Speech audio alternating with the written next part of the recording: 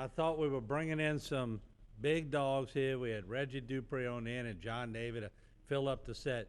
But Congressman Gary Graves drops by. This might be the most people I ever had on a live set. See, 1, 2, 3, 4, 5, 7. That's pretty good. 7 to 1. So if y'all want to ask the congressman for money, now's the time to ask him for money. How you doing, Congressman? You doing all right? Yeah, I'm doing great, thank Good. you. 7 to 1, we should get some out of here. Because we can beat him up for sure. Before we did it, and I'll set the scene and give the congressman a chance to catch his breath because he just walked in the door. But Reggie, let me ask you something. Moving Montague yesterday, when we brought cameras out to Montague, and it didn't look real good at first when that water was topping the levee. Right. But some quick thinking, y'all used an old levee road that we see. Look, people were moving their horses, doing different things, and I went, oh Lord.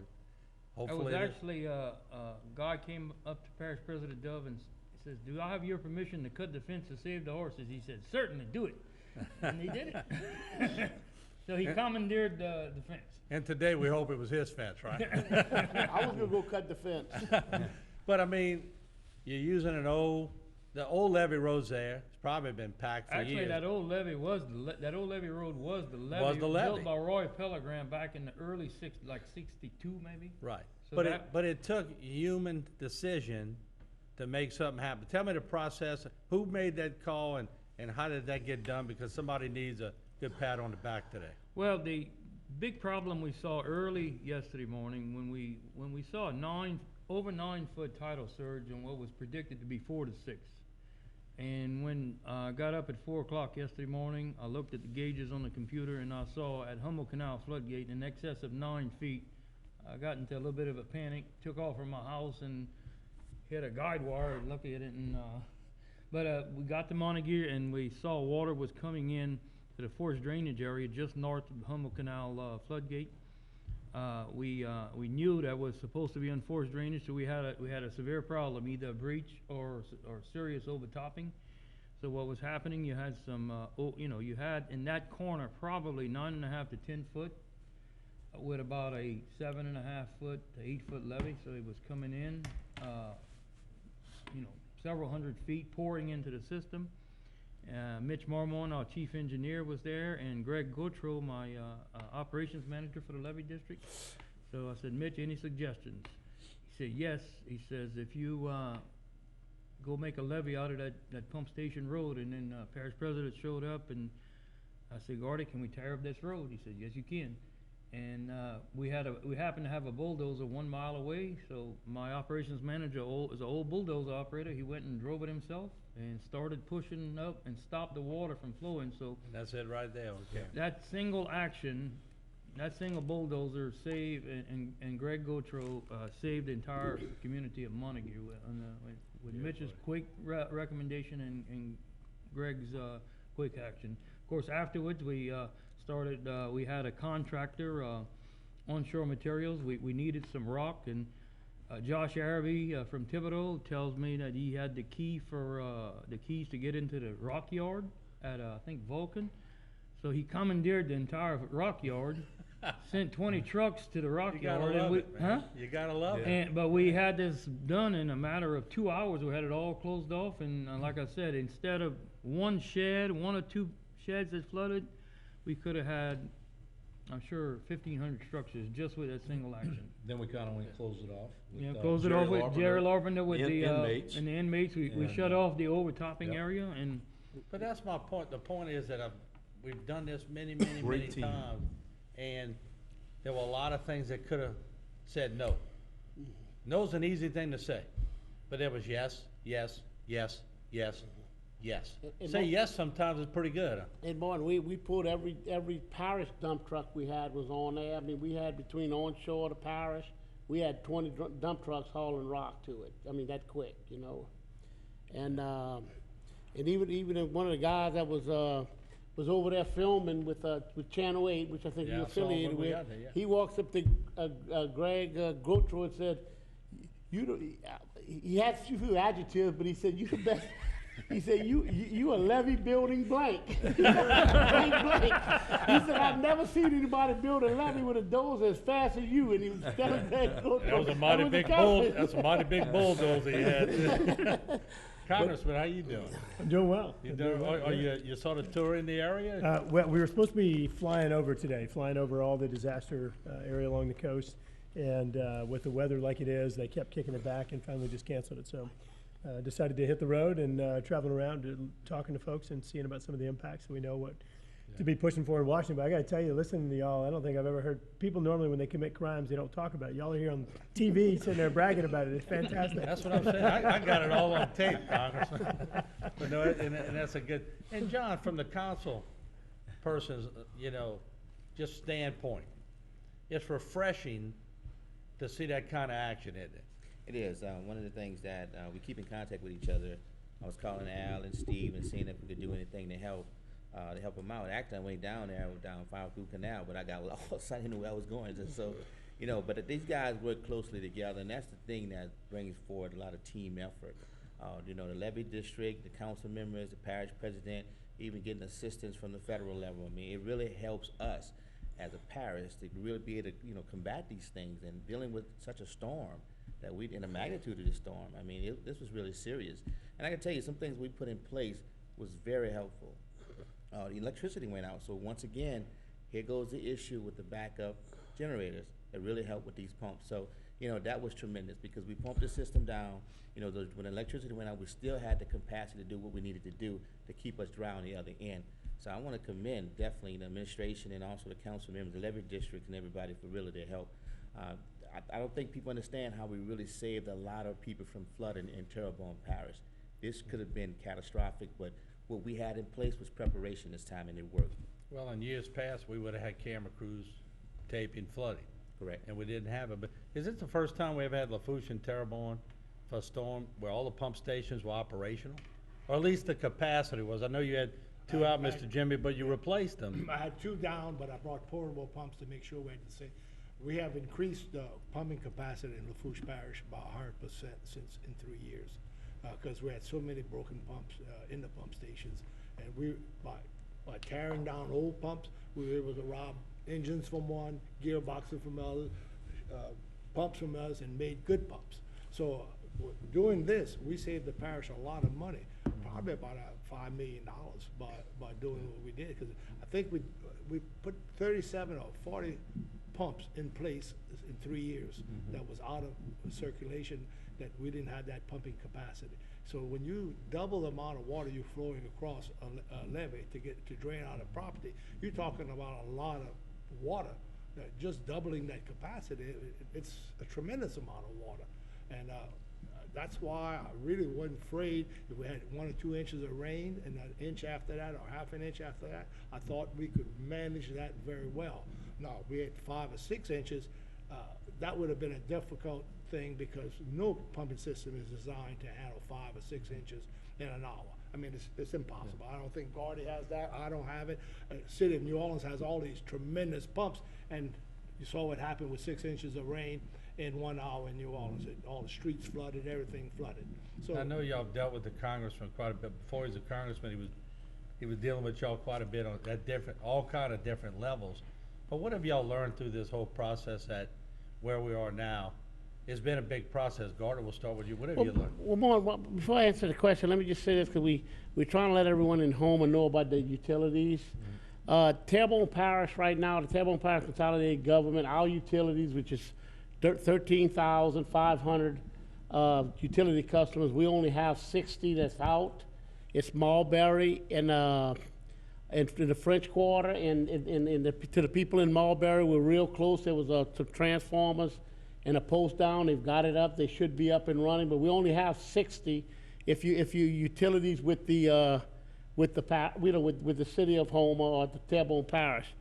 Energy has 12,824 customers out right now in Terrebonne Parish, and Sleeka has 2,375. As of 9 a.m. is the last report we got from them, but they have a lot of trucks out there, and Entergy and Sleeka have quite a few customers to get back online. But if you are in Houma And you know, the ones that we control is the Terrebonne Parish Consolidated Utilities. We down to 60 customers, so we're getting close And to I being would be online. one of those 60. I live in Mulberry. Thanks a lot, Gordon. We thought we put you last so nobody thought we were doing favoritism. Exactly. Plus, I'm over here anyway. I got air conditioning over We here. didn't want to look like we were doing favoritism, Martin. He's probably mad because you didn't put him on TV enough. Oh, you know, we had him on quite a bit. So, Congressman, look at all these personalities. How do you decide what's priority, and how do you get stuff done with all these personalities? You know, it's a long it's a big process, isn't it, getting all this taken care of? No, it is, but one of the great things about the folks at the table is that people do work together, and as the councilman just noted, look, bottom line, everybody came together and knew something had to be done. And, you know, when I was growing up, we called it stealing. I think y'all used the technical term commandeering. You took, you took everything you could find to make it work. But you know what, Mr. Dupree, you and I were talking on the phone earlier. You threw out some numbers on how much cost savings you think as a result of some of the proactive efforts, of course, before the storm, but even during the storm.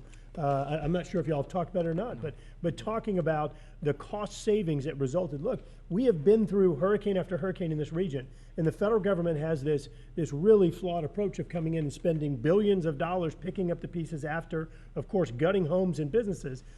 How much do you think was saved as a result of the proactive actions of the folks sitting at this table, leaning forward, building levees, and some of the emergency actions you did during the storm? I think in the last 2 days, we have saved in FEMA claims more than the $440 million that we have spent in the last 15 years. And that's in one storm, One and of storm. course, we're continuing to make investments That's to right. make it higher, to make it stronger, and so I this would is say just gonna. $500 million we've saved in damages with a total state, local, some CDBG investment of $440 million in 15 years. And that's, again, that's not just, okay, now you saved it and it's done. It's gonna continue saving money down the road for every storm that comes in the future, and of course, y'all are gonna keep making investments. to Gary, make so let's do this, look, with the money that we save them, instead of over there begging for money, let's just say, look, whatever we save you, and we can calculate and figure out, just give us 20% of what we save you, and we'll keep building it with our money. Gary, you walked into the hornet's No, nest. no, look, It's a simple formula. I think he's easy. I think we need 50%. Really. I like If you that stop better. and think about it, if we saved them $500 million, why can't we get $250 million? But in all fairness to the congressman, he's been on the other side. He's been helping us Yes, he quite a has. bit and listening. But what did we learn from this one yesterday? It wasn't a hurricane till late, tropical storm. Everybody's saying, "Oh, this is a tropical storm," but we learned it's a pretty big tropical storm that turned into a It was a big hurricane. tropical storm, and, it brought back memories of Hurricane Juan, which was my first recollection of a major flood event. Hurricane Hilda flooded the Chauvin area. I was really young, I don't really remember, but Hurricane Juan's my first recollection of a major flood event, and this was pretty much the same That's sequence one of on the events. screen right there. That was my first hurricane. You basically didn't even have, we never saw hurricane force winds at my house. I never saw hurricane force, not even a gust. But one I thing- think our biggest gust was probably 55, 60 miles an hour. But, the slope track of it, the widespread area of it, and the amount of time it just sat there pushing water. And, our levee systems are not just a straight wall. We got corners, so when that water gets into one of these corners, it has one way to go. It can't spread out, it's Goes gotta go up. Up. And unfortunately, we're not finished with our levees. The section of our levees that we are 100% done, totally sealed, good 12-foot levees, solid foundations, good levees all the way across from Montague through Lil Kaya, Chauvin area to Grand Kaya. Those guys experienced a negative tide through the whole event. Right. They have no issues whatsoever. So once our levee system is done complete and we totally closed in from Lafourche side, which protects the lower Pointe-au-Chien, Terrebonne and Lafourche side, and the Terrebonne Parish all the way up through into We get to do all that, Coastal. If we could bring up the tracking of K&H, and the Grand Bahia, we could look at that on a map. I think you'd see how it forms a funnel, and the tide, like you said, like you just said, when the tide was pushed up, it has nowhere to go. So what it did, it went through Grand Bayou, which we don't have that floodgate installed yet. And that's why, I guess, it took a little longer for the water, like Gardy said, to get up. So we realized they had 9 feet instead of 6 feet. So that, all that water was pushing up against that little area of 12 miles or 15 miles. I don't know exactly how long it is, but that area formed a big funnel, and that water was coming through Grand Bayou probably at an alarming rate, because that's the water, that's the only place the water had to go. Let me ask you something, Congressman, when you're hearing all this and people have skin in the game, it does make it easier for you as a congressman to say, I'll listen more intently.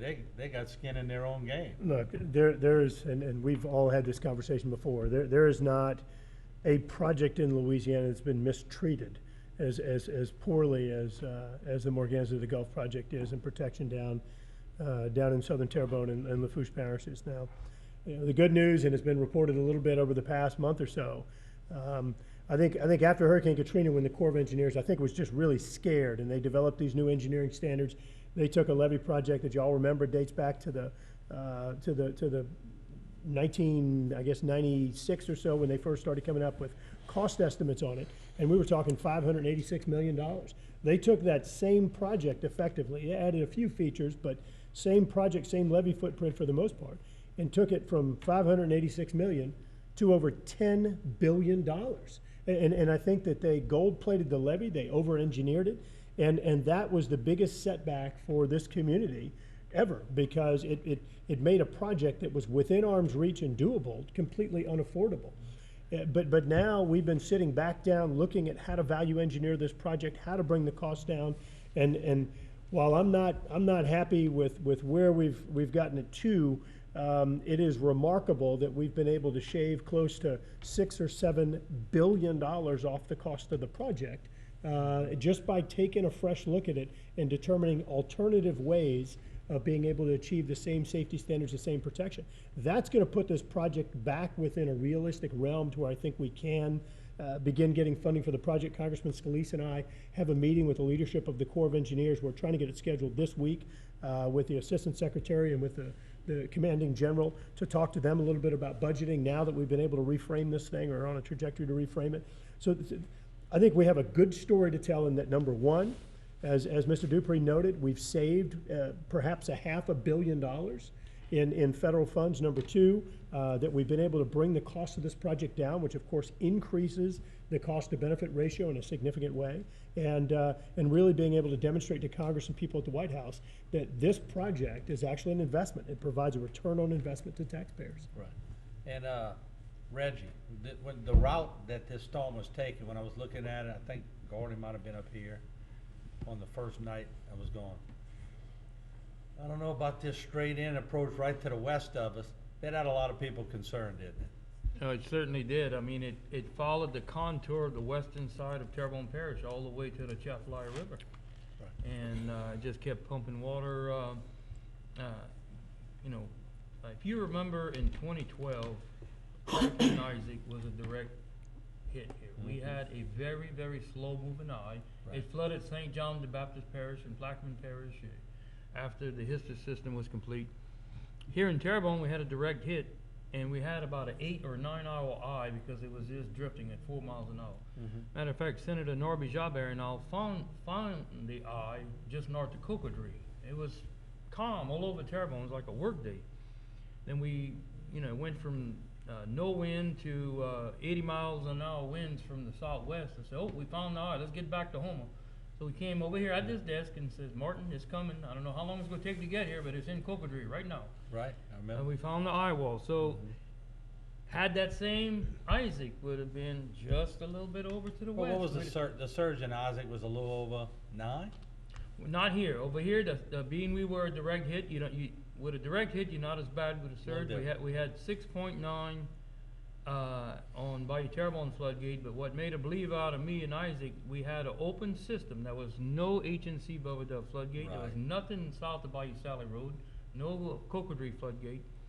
But we did have reaches H3, H2, Placid, and Bush Canal floodgate. We had that eastern wall already built.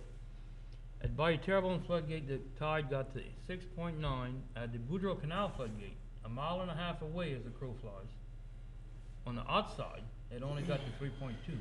So with an open system on the bottom, we were able to hold back 3.5 foot of water just for that event. All right, so let's compare what happened in this storm. If I remember right, y'all had H and C, what, 0.8 on the inside? Yep. And 8 foot on the outside. If the Bubba Dove is not built, what are we looking at today as we sitting there? We're not sitting there talking. We got cameras and we out there assessing flooded homes in Terrebonne. You'd have big neighborhoods even in Houma with Flooded. went underwater. East Homer was flooded. You got the water Most of your straight district to would've us. went under. That's a big difference too, having all that, for the first time, really, we had pretty much a lot of it closed up. You know, we had Falgout Canal closed up, we had the Bubba Dove in place. It's so nice to see, even when you're fighting this thing, you're not fighting the inside and the outside.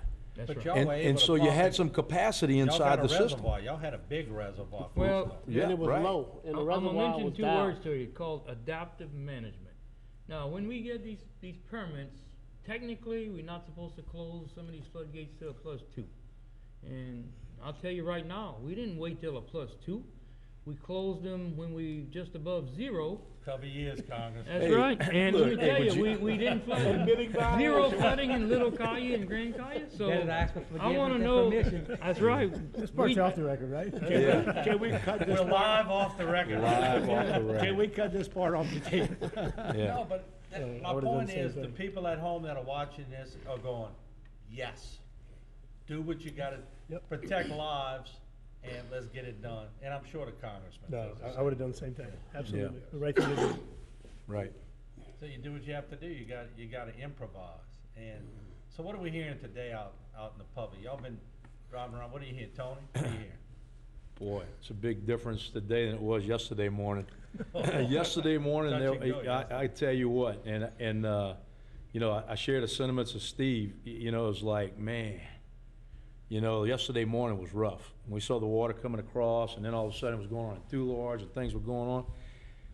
I think just about all of us were a little bit crushed, but we were fighting through it, and then we were doing it, but we were pretty bummed out, you know, that what was taking place, and it was, at some point, it was looking really bad, you know, as that wind kept whipping and the water kept coming across, and we tackle, you know, one problem in Montague, and then we got a problem in Dularge, and we know this is taking place in the back of Montague, and it was, But I could hear It it in was a your lot. voice when you and Gordy and the sheriff on the phone. It was almost like if you lose that, the psyche yeah, would change for the confidence to move forward. yeah, That to me concerned me the most, but it didn't happen, yeah. and people are confident again. Yeah, you know, it was a very good test, and so, well, let me say this first off. The worst thing to anybody at this table is to have somebody have water in their home. And there were about 10 houses in Pointe-a-Chat. And so, you know, we're not making fun about any of that. That is not just a test, that's bad for Yeah, people. that's And that's the one thing that we worry about. But in the process of going through this, it was a situation where you saw everybody come together and really work hard to make it happen. And at the end of the day, you know, really under Gordy's guidance, really make a lot of this stuff happen. And it felt so good last night, but you're a little apprehensive because you knew the morning was coming and you knew it was still going on, but boy, you really felt good that you had a lot of it blocked off and it was feeling pretty All right, good, so you let's know? just be But accurate. Martin, How let many me say one homes? thing. Once we got into the mode of fighting this thing, it became a battle that we wasn't gonna let it beat us. That's the mentality we got Yeah. into. You know, our backs were against the wall. We knew it, and we knew there was probably very little chance of saving it. But we wasn't gonna let it beat us. Your old lineman mentality Yeah. came back. huh? Exactly. There you go. That's what Hey, happened. look, a funny story.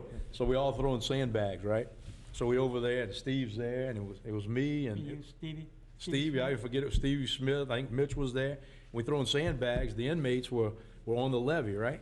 And so as we get kind of separated, man, we in different vehicles, riding with this guy and that guy.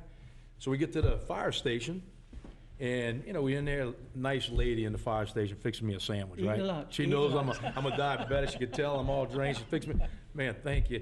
He comes in finally and he's like, where the hell did y'all go? Y'all left me over there by myself. I only got to put on sandbags. And he probably moved just as many sandbags. Let's get that He looked like he was pretty pissed. That's Stevie and I was like, whoa. Well, hey, you know, the good thing is we can sit here and laugh That's a what little I'm bit showing today. So let me ask you officially, how many Reggie, what's the most homes that were ever flooded in a storm out Here, here? probably Rita, I would say 3,000. I No, thought no, it was close 3,000. to No, 3,000. no. Rita was about 11,000. 11,000? I thought it was. Okay. Ike was 2,500. That's right, that's Okay, right. all right. Yeah. Wait, 11,000? 11,000. I don't remember that. Yes. So, Oh, How yeah. about LaFourche? I don't have that record, but I guarantee you one thing, we only had one, maybe two houses, but this house that flooded was a repetitive flooding house. I don't know why FEMA did not, take over this house, because it's been multiple times flooded, and I wasn't aware of it, and then when we went to visit it, so I sent somebody to go out there and take pictures of it, there was no water to the house. So we said, well, no, we don't see any water. But then when I talked to the lady herself, she said, yes, water was seeping in underneath the baseboards and everything else. So she had water in her house.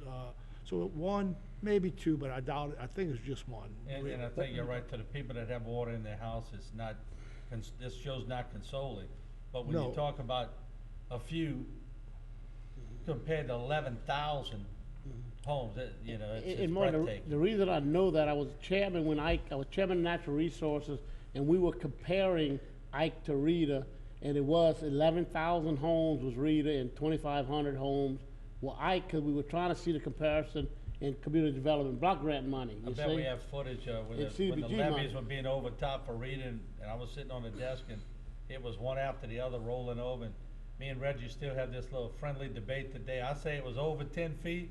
Reggie said, I think 9/11 or something. Yeah. It's like splitting hairs, huh? Yeah, right. No, Reggie, it was 10.1. No, it was 9/11. Who the hell cares? Everybody was flooding, you know, Martin, so. let me, while we talk about. That's Rita right here, look at the water. Flooding houses, I got a report this morning from our fire chief in Montague. He made it to the end of the road in Pontchartrain. He said that, before I say that, one house is too many.